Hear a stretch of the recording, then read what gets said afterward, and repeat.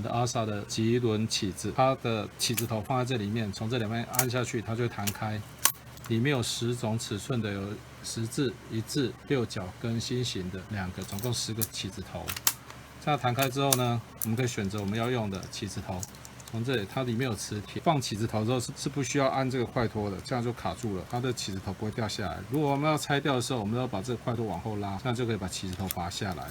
然后它的棘轮的操作开关在这里，正向、逆向，还有把棘轮关闭。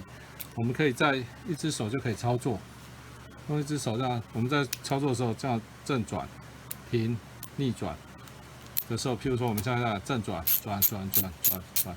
然后我们要把螺丝卸掉的时候，直接用手调到逆转，直接挑过来，这样就可以操纵机子。